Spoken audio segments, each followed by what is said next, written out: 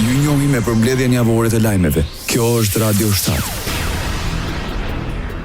Përshkallëzohet konflikti mes Iranit dhe Izraelit. Forcat izraelite të mbrojtjes deklaruan se shënjestruan selin bërthamore të Iranit. Sulmet e Izraelit u përqendruan në stadiumin Azadi, Kital, pazarin e Madh Aladin, Talegani, Njavaran, sheshin Fatami, ku ndodhet Ministria e Brendshme dhe zonat përreth parlamentit në Iran.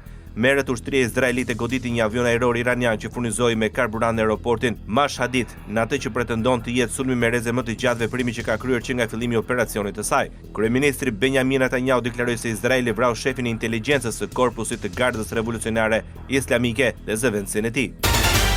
10 raketa iraniane u dërguan drejt Jeruzalemit, të goditura janë qytetet si Haifa, Tel Aviv dhe Jeruzalem. Merret kryeministri i Izraelit Benjamin Netanyahu konfirmoi se 13 persona janë vrarë gjatë sulmeve iraniane që nga e premtja, ndërkohë që mbi 340 të tjerë janë të plagosur. Mes viktimave është një djalë ditëvjeçar. Në sulmi gjatë natës ndaj Izraelit morën pjesë të rebelët Houthi të Yemenit, të cilët konfirmuan se janë në koordinuar me Teheranin dhe ka qelluar 2 raketa drejt Tel Avivit. 3 drona raportohet se u lëshuan në një bazë amerikane në Irak pas sulmeve izraelite ndaj Iranit, por u rrëzuan.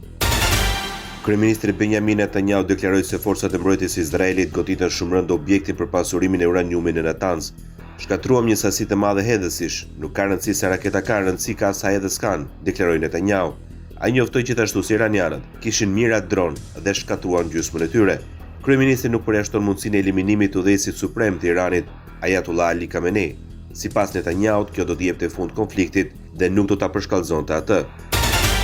Ministri i jashtëm i Izraelit, Israel Katz, paralajmëroi vazhdimin e sulmeve duke thënë se Teherani po shndrohet në Beirut. Kalimet nëntoksore me Jordaninë dhe Egjiptin mbeten të hapura. Ushtria njofton se në më pak se 3 ditë kanë sulmuar më shumë se 170 objektiva dhe mbi 720 objekte ushtarake të Iranit. Vetëm gjatë natës së kaluar u shënjestruan 80 objektiva, duke përfshirë selin e Ministrisë së Mbrojtjes së Iranit, selin e projektit bërthamor Spand dhe objektiva të tjera. Ministri izraelit i mbrojtjes, Israel Katz, paralajmëroi udhëheqësin e Hezbollahut, Naim Kasem, të veprojë me kujdes. Reagimi erdhi pas komenteve se grupi i tij terrorist do të veprojë siç është të arsyeshëm në përgjigje të luftës vazhdueshme midis Izraelit dhe Iranit. Udhëheqësi i Hezbollahut nuk ka mësuar nga paraardhësit e tij dhe kërcënon të veprojë kundër Izraelit, tha Katz, duke referuar i shkreut të Hezbollahut Hassan Nasrallah, i cili u vra nga Izraeli në muajin shtator. I sugjeroi përfaqësuesit libanez të jetë i kujdesshëm dhe të kuptojë se Izraeli ka humbur durimin me terroristët që e kërcënojnë. Nëse ka terror, nuk do të ketë Hezbollah, paralajmëroi ministri izraelit i mbrojtjes. Përfaqësuesi i lartë të Bashkimit Evropian Kaja Kallas deri në takim ministrat e punëve të jashtme të Bashkimit Evropian. Takimi do të jetë një mundësi për të shkëmbyer pikpamje për të koordinuar iniciativat diplomatike drejt Tel Avivit dhe Teheranit dhe për të përcaktuar hapa të ardhshëm. Sipas burimeve nga kabineti Kallas, Bashkimi Evropian është fuqimisht e përkushtuar ndaj sigurisë. Ne do të vazhdojmë të kontribuojmë në të gjitha përpjekjet diplomatike për të ulur tensionet dhe për të gjetur një zgjidhje të qëndrueshme për çështjen bërthamore iraniane, e cila mund të ndodhë vetëm përmes një marrëveshje të negociuar, bëhet me dije nga kabineti Kallas. Presidenti francez Emmanuel Macron tha se nuk beson që Rusia mund të ndërmjetësojë konfliktin midis Izraelit dhe Iranit. Apeli i Macron erdhi gjatë vizitës së tij në Groenland. Ai njoftoi se do të pyeste presidentin amerikan gjatë takimit të G7-s nëse do të ishte i gatshëm për sanksionet e reja kundër Rusisë. Mbreti Abdullah II i Jordanisë tha Parlamentit Evropian se zgjerimi i operacioneve ushtarake të Izraelit kundër Iranit është një kërcënim për njerëzit kudo. Në fjalën e tij përpara ligjvënësve të Bashkimit Evropian, Abdullah tha gjithashtu se vazhdimi i ofensivës së Izraelit në ripin e Gazës nuk do të shkatërrojë vetëm infrastrukturën, por dhe barierat të mbrojtëse që përcaktojnë sjelljen morale. Abdullah tha gjithashtu se zgjidhja e vetme e qëndrueshme për konfliktin në Gaza është një marrëveshje drejt paqe i bëritjeve e Bashkimit Evropian për mbështetje.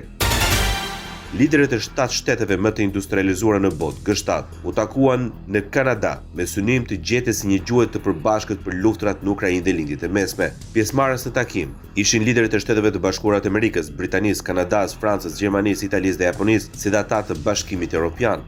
Në hyrje të samitit, presidenti amerikan Donald Trump tha se largimi i Rusisë për atij që dikur ishte G8 në një dekadë më parë, pas aneksimit të gatishullit të Ukrainës të Krimes, ka qenë një gabim. Ka qenë një gabim i madh, ka thënë Trump, duke shtuar se beson që Rusia nuk do ta pushtonte Ukrainën në vitin 2022, nëse presidenti rus Vladimir Putin nuk do të ishte përjashtuar.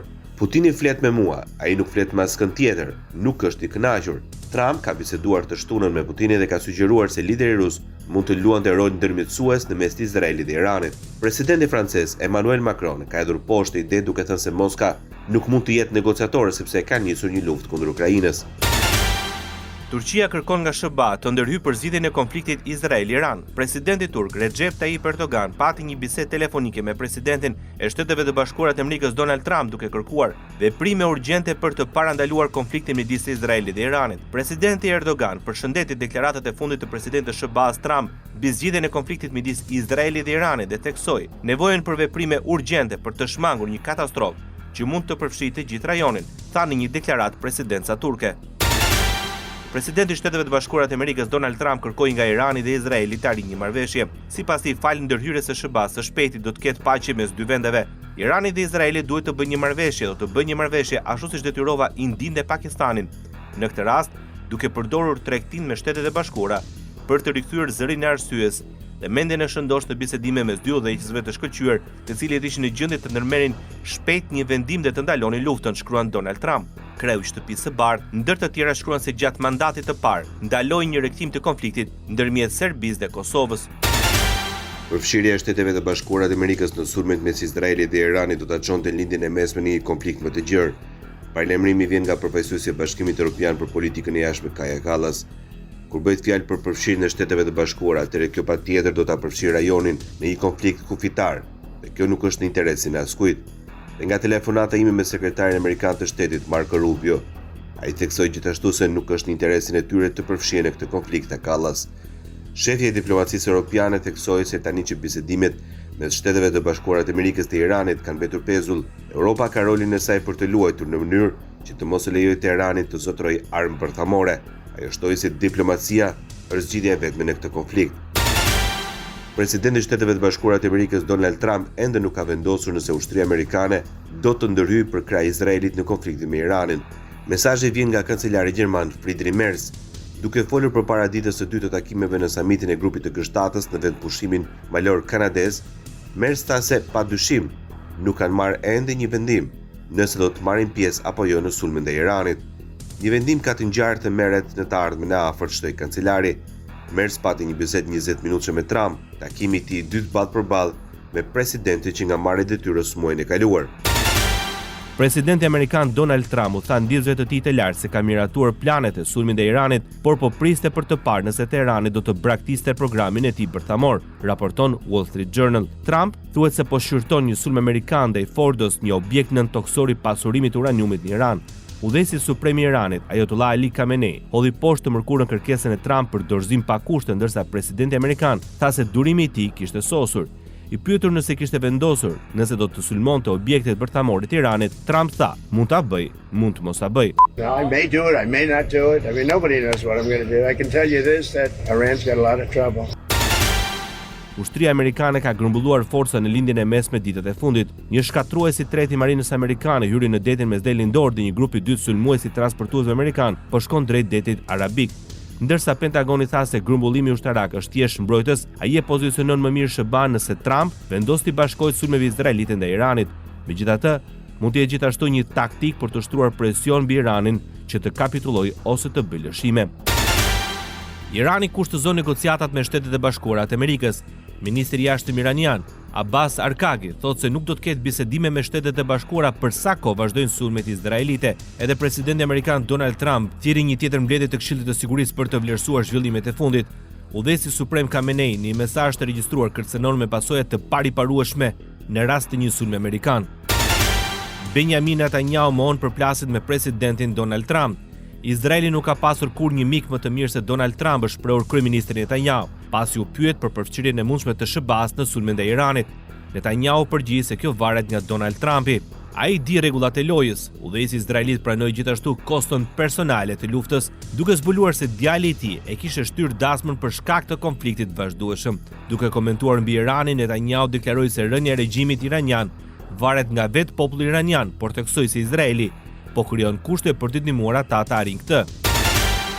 Rusia mohon që Irani të ketë kërkuar ndihmë ushtarake. Deklarata vjen nga presidenti rus Vladimir Putin, cituar nga RIA Novosti në një takim në Shën Petersburg me disa nga agjencitë kryesore ndërkombëtare. Ndërkohë që për mundësinë e vrasjes së liderit suprem të Iranit, Ayatollah Ali Khamenei, Putin deklaroi se as nuk mund të diskutojë mundësinë e vrasjes së tij nga Izraeli. Moska kundërshton çdo formë të mundshme ndryshimi të regjimit në Iran. Është e papranueshme dhe vrasja e udhëheqësit suprem të vendit do të hapte kutinë e Pandorës, deklaroi zëdhënësi i Kremlinit Dmitri Peskov në intervistë për Sky News. I pyetur se si do reagonte Rusia nëse Izraeli me ndihmën e Shteteve të Bashkuara do të vriste Ayatollah Ali Khamenein, Peskov theksoi. Very negatively. We will strongly disapprove it. Well, actually, it will lead to an action coming from inside Iran, and it will lead to birth of extremist moods inside Iran. And those who are speaking about that, they should keep it in mind. They will open the Pandora box. Shumë negativisht, ne do ta kundërshtonin fuqishëm atë.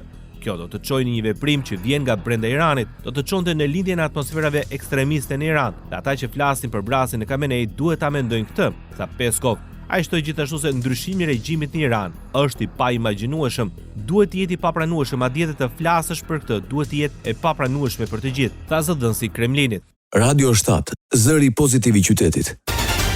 Kryeministri kanadez Mark Carney ka njoftuar sanksionet e reja kundër Rusisë për të shtruar presion maksimal ndaj Moskës.